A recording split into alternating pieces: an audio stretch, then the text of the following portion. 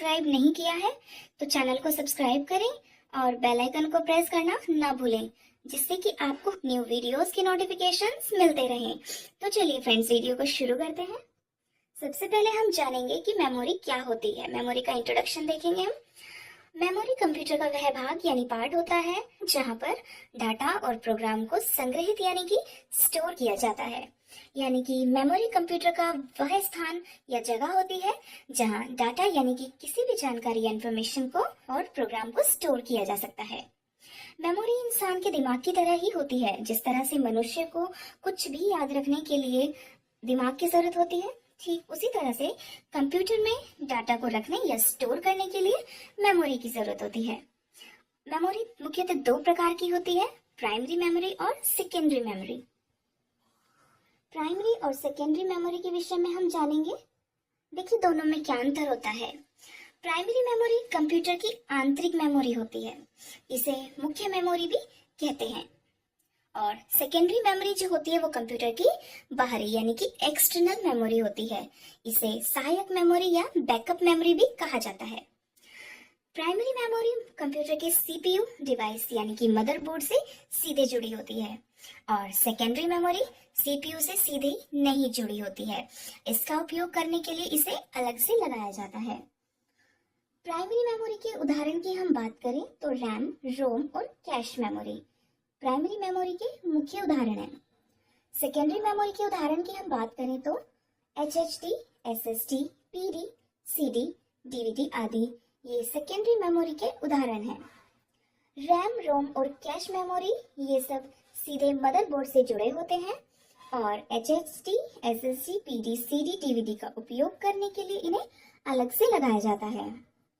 Primary memory computer में मौजूद programme और निर्देशों को स्टोर करती है और सेकेंडरी मेमोरी डाटा को स्थायी रूप से स्टोर करने का काम करती है। प्राइमरी मेमोरी वॉलेटाइल और नॉन वॉलेटाइल दोनों प्रकार की होती है और secondary memory non volatile memory होती है।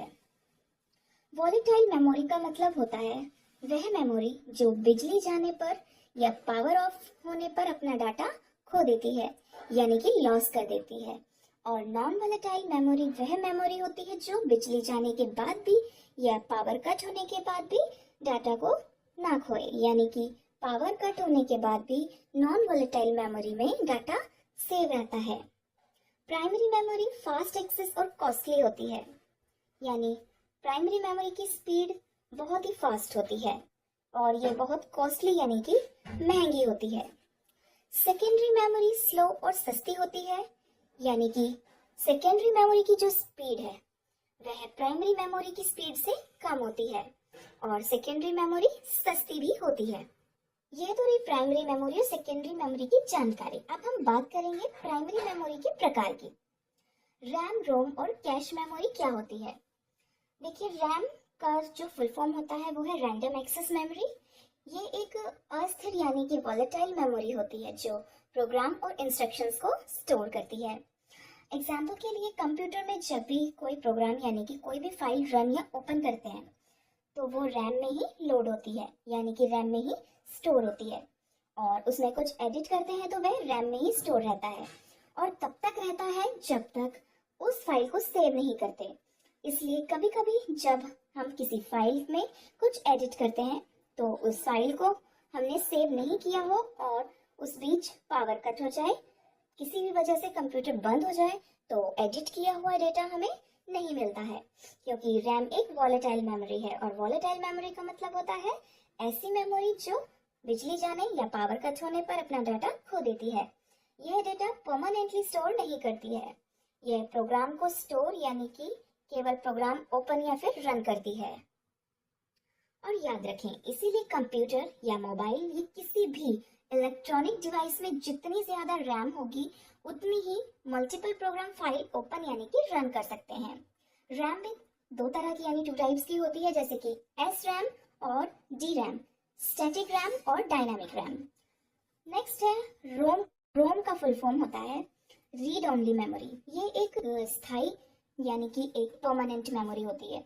इसमें डेटा को परमानेंटली स्टोर किया जाता है। इसमें स्टोर डेटा को हम चेंज और इरेज नहीं कर सकते, इसमें स्टोर डाटा को हम केवल पढ़ सकते हैं, यानी कि ओनली रीड कर सकते हैं, इसलिए इसे रीड ओनली मेमोरी कहा जाता है। यह नॉन वॉलेटाइल मेमोरी होती है और ये कंप्यूटर की बूटिंग प्रक्रिया को स्टोर करती है। बूटिंग प्रक्रिया क्या होती है इसके बारे में जानेंगे। कंप्यूटर को चालू करने से लेकर यानी स्टार्ट करने से लेकर कंप्यूटर को काम करने के लिए तैयार करने तक की जो प्रक्रिया होती है, प्रोसेस होती है, उसको हम बूटिंग कहते हैं।